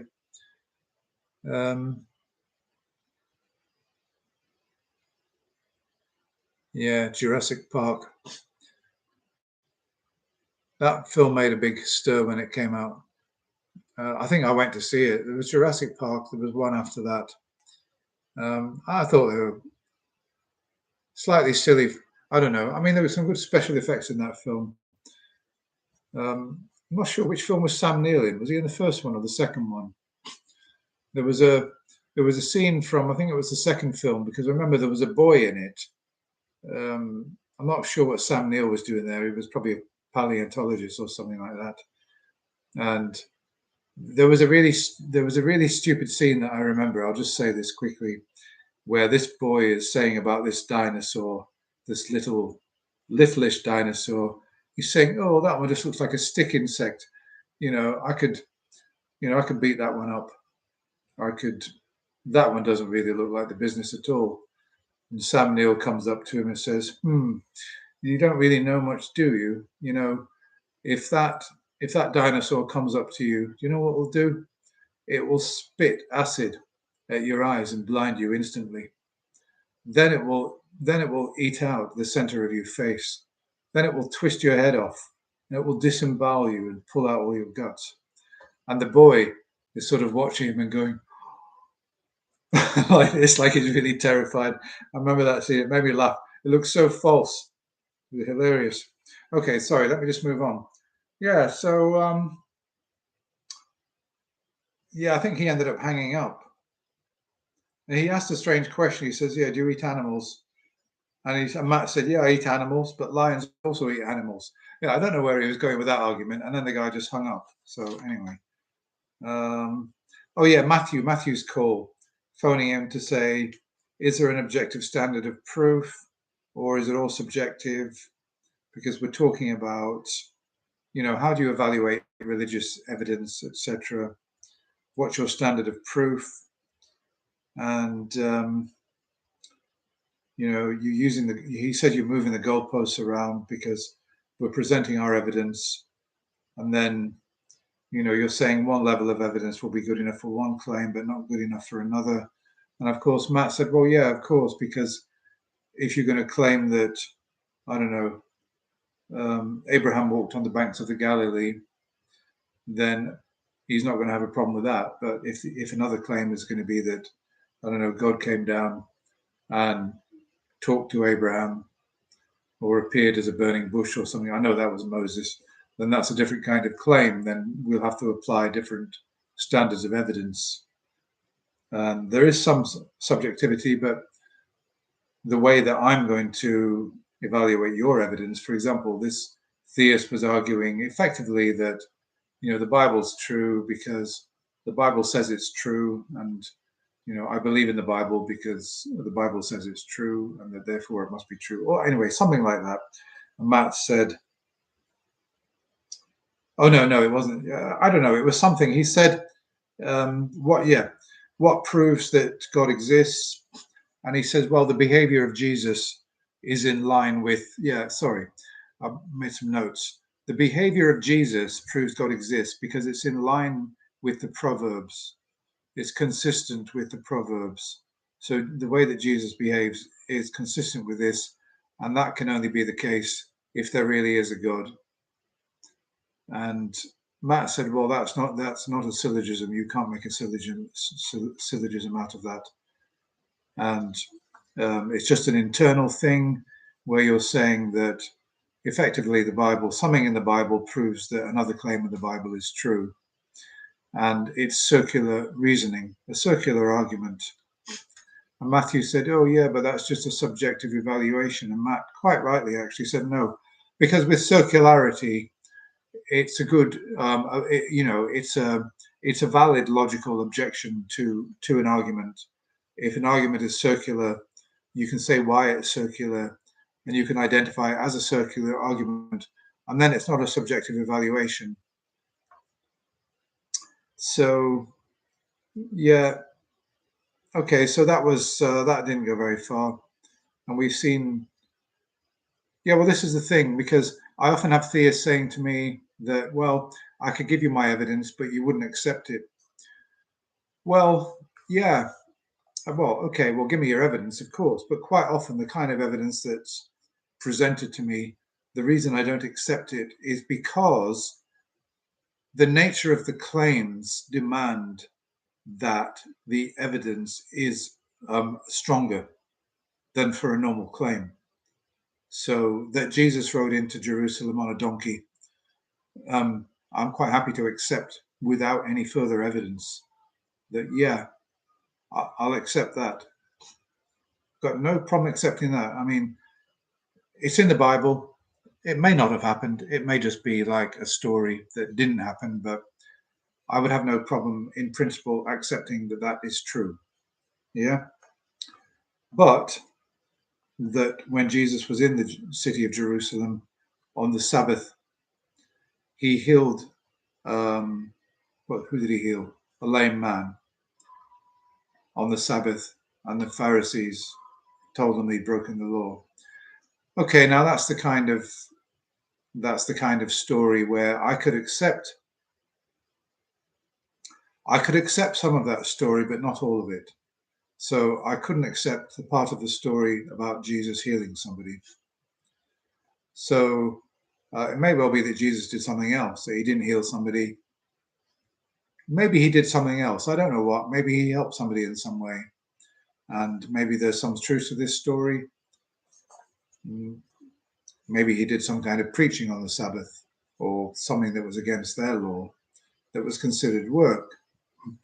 So I could accept that, but I can't accept the bit about the healing or any of the miracles or the resurrection. So it's not that we're moving the goalposts around. It's just that there are different types of claims.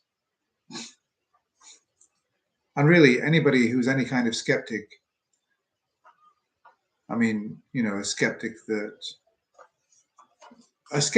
worthy of the name. I'm shrinking from saying a true skeptic, but because of course there are skeptics who only claim to be skeptics, and when you see how they actually treat evidence, you realize that they've got different standards of skepticism than I have. And I would probably say that I'm a hard skeptic, so it's going to be very, very difficult to convince me of certain types of claims. Okay. Oh yeah, when Matthew was asked by Matt, well, what's your evidence for these beliefs, believing that the Bible is true? He said the following, I wrote it down: "I see, observe, and experience." That's the problem, you see.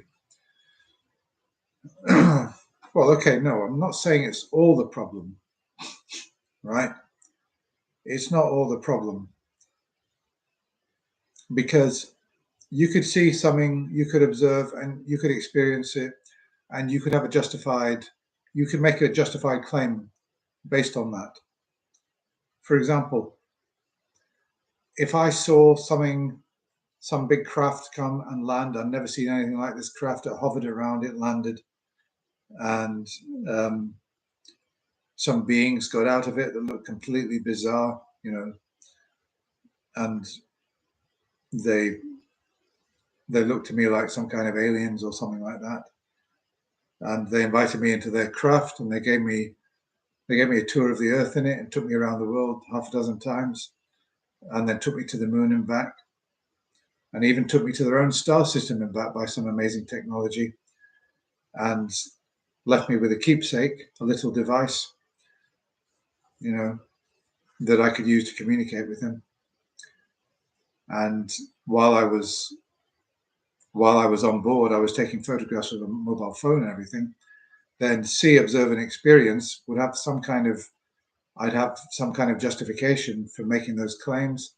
But the thing is that what would make my claims complete would not be the experience of being on the spacecraft, seeing it and observing it, but the evidence, the photographs and the gadget.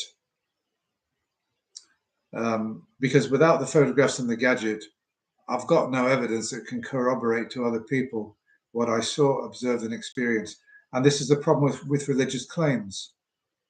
If somebody says, "Oh, I saw the living Jesus," I observed the living Jesus sitting on the side of my bed. I experienced the living Jesus walking next to me when I was out one night. Where's your evidence beyond your testimony? That's the problem.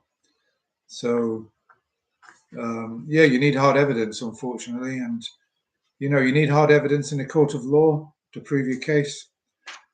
And it's no different with religious claims. You also need hard evidence, not arguments, and not anecdotes. We need hard evidence. And then you'll say to me, theists will say, well, we'll never really be able to provide hard evidence because God is up there. God is maybe in another dimension or something. And there's just not going to be that kind of evidence you're looking for. My answer to that would be, well, why do you believe in such a thing? If there's not sufficient evidence to prove to me that it exists, why do you believe in it? Matt sent him away saying, go away and take some lessons in logic. And then there's one more call I want to deal with, and then that's it. So Annie's call, yeah. She came on with this bizarre thing that, what did she say? She said in the Bible, in Exodus, God says, I am that I am. And this means,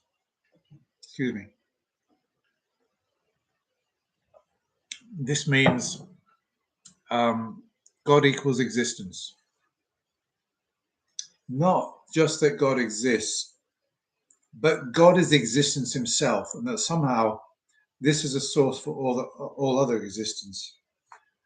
And Matt pointed out, you can't use the word existence in that way, because existence is not a noun, is it? It's a state. It's what is it?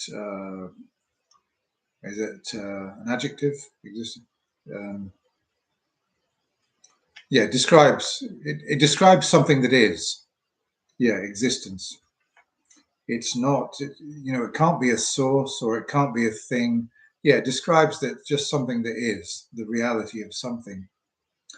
Now, I've heard people using the word existence, particularly New Agers, talking about the existence. To me, that's synonymous with everything that is, the cosmos. Yeah, so they talk about you meditate, and at a certain point, you become one with the existence. I mean, this is the sort of esoteric New Age talk. And to me, At least I understood it to mean the existence just means everything that is.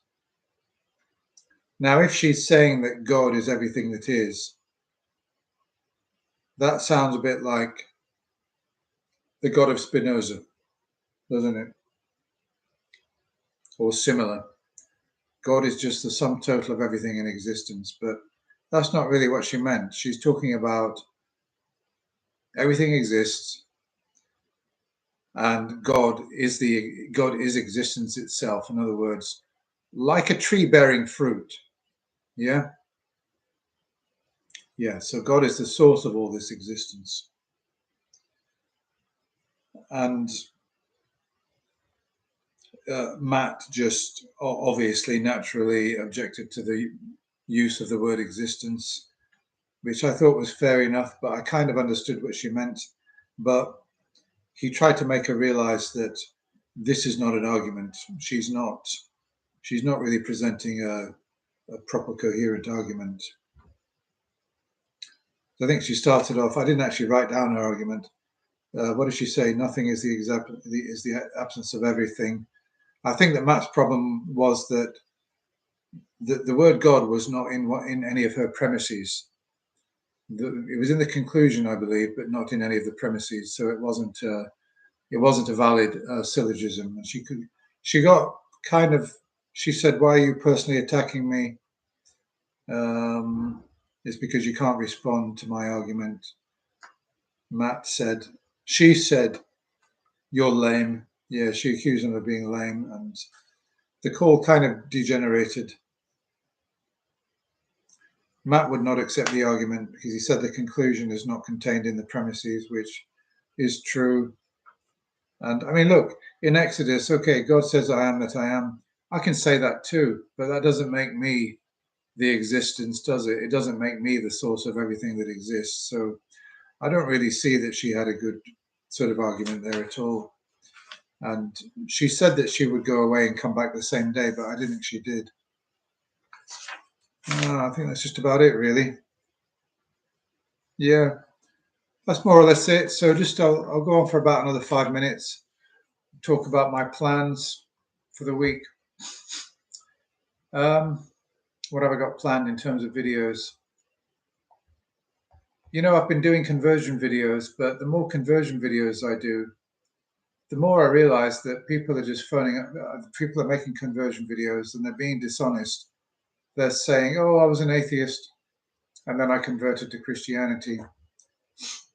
And they start telling their story, and you realize from the story they're telling, like this lady I did a few videos ago. She said, "I had a miscarriage and I was in a bad place and my relationship was kind of not going well. And I was so mad at God.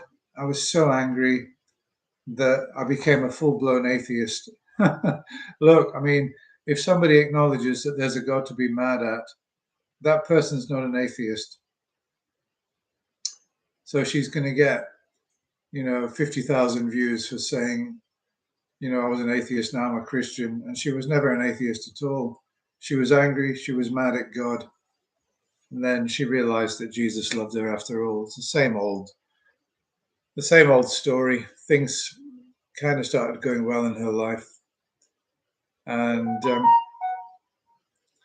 sorry about that. Things started going well in her life. And it coincided with her going to a church. And somebody said a nice thing to her. Somebody said, "You're more Christian than anybody I've ever met." They love bombed her. And that was it. She just found her community.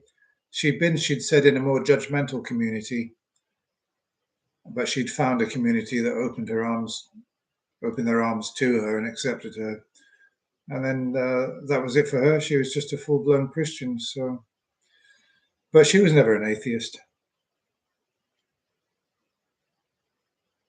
Okay, well, that's about it, guys. I think I'm going to sign off. Thank you very much for watching. And I'm sorry about the technical problems at the beginning. So hopefully I'll get it right. It's what time is it here? It's 20 to 1, quite late. So get to bed and I'll look forward to reading your comments. Okay, good night to you. Thanks for being with me. Goodbye.